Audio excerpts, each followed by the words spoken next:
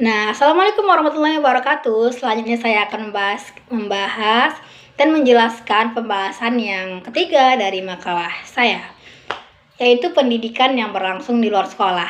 Yang tadi pendidikan yang berlangsung di sekolah, maka ini saya akan menjelaskan pendidikan yang berlangsung di luar sekolah.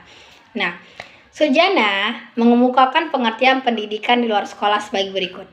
Pendidikan luar sekolah adalah setiap kegiatan belajar membelajarkan diselenggarakan luar jalur pendidikan sekolah dengan tujuan untuk membantu peserta didik untuk mengaktualisasikan potensi diri berupa pengetahuan, sikap, dan keterampilan.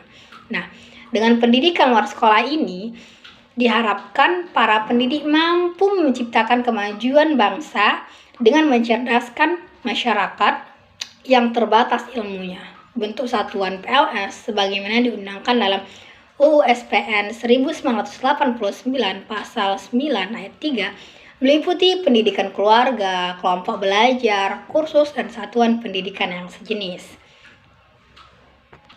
Nah, program studi pendidikan luar sekolah ini dibentuk karena beberapa alasan. Nah, di Indonesia masih banyak sih ya masyarakat yang kurang pengetahuan karena tidak mengenyam pendidikan itu tadi. Nah, apa sih faktornya itu? Faktor yang paling utama itu adalah keterbatasan ekonomi, dan ini faktor yang utama banget nih teman-teman. Nah, faktor ekonomi di kalangan masyarakat miskin tentu menjadi kendala bagi mereka untuk mau melanjutkan pendidikan mereka. Nah, akibatnya apa? Mereka bekerja apa adanya dengan pendidikan yang terbatas tadi. Nah, inilah tugas pendidik dari pendidikan luar sekolah, dapat mendidik dan membantu mereka untuk belajar. Nah, tidak hanya anak-anak orang tua yang buta huruf juga harus ikut belajar. Nah, disinilah pendidikan luar sekolah memegang peran penting. Seperti apa ya? Di Indonesia, kasus anak putus sekolah itu udah merajalela banget nih teman-teman. Ada berbagai alasan di balik kasus ini, seperti kurangnya perhatian dari orang tua, lingkungan, teman, pendidik dari pendidik luar sekolah dapat berperan di sini. Nah, jadi membantu mereka yang putus sekolah untuk kembali melanjutkan pendidikan ke jenjang yang lebih tinggi tadi gitu. Nah, jadi memang beberapa pendidikan luar sekolah ini juga memiliki fungsi yang begitu sangat ya teman-teman, yang dimana pendidikan luar sekolah ini mempunyai fungsi yang sangat penting bagi masyarakat, karena terutama bagi mereka yang tidak memiliki kesempatan untuk dapat mengenyam pendidikan jalur pendidikan sekolah. Nah, keberadaan pendidikan luar sekolah ini juga mampu memenuhi kebutuhan masyarakat yang tidak didapatkan dalam pendidikan formal, yaitu sekolah. Nah, fungsinya itu yang pertama adalah sebagai pengganti pendidikan di sekolah tentunya ya kan. Seperti kita udah nggak belajar di sekolah, tapi dengan adanya PLS ini tadi kita bisa belajar sebagaimana mestinya kita belajar di pendidikan formal, yaitu di sekolah. Kemudian fungsi PLS ini juga sebagai pelengkap pendidikan sekolah. Nah, dengan jalur PLS ini tadi, maka merupakan kendaraan yang paling tepat untuk memenuhi kebutuhan mereka gitu. Ada kegiatan atau pengalaman belajar tertentu yang biasa diajarkan di sekolah. Fungsi lainnya apa? Sebagai pelengkap pendidikan sekolah. Mengapa mereka membutuhkan pengetahuan, keterampilan, dan sikap tertentu? Nah, selain pendidikan yang tidak diperoleh di sekolah, maka pertama, perkembangan ilmu pengetahuan dan teknologi itu berlangsung sangat cepat.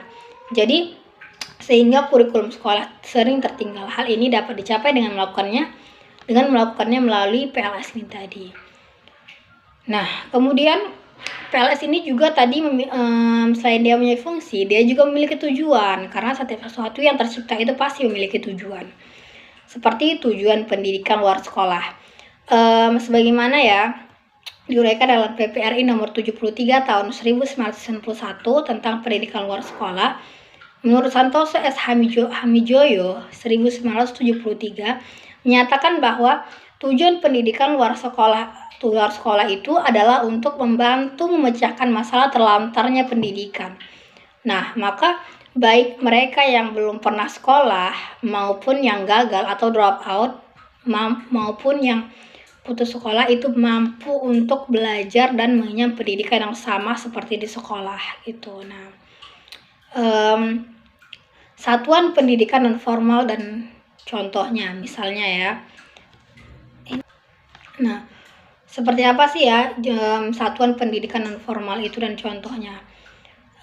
Seperti di sini ada jalur pendidikan luar sekolah dapat menjadi beberapa kelompok, diantaranya adalah lembaga kursus dan pelatihan. Kayak lembaga kursus komputer gitu kan. Kadang ini di sekolah formal itu kayak kurang ada gitu kan. Memang ada tapi kurang efektif atau efisien gitu kan. Kemudian kursus bahasa asing ini kan mungkin jarang sih ada di pendidikan formal kayak di sekolah gitu kan, kayak kursus bahasa Jepang gitu. Kemudian kursus seni musik, kemudian kerajinan tangan dan yang lain-lainnya.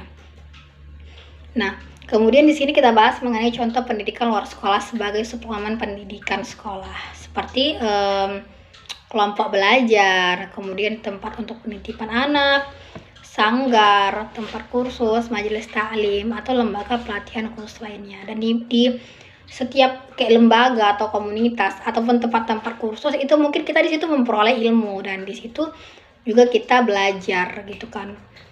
Nah, jadi gimana ya teman-teman?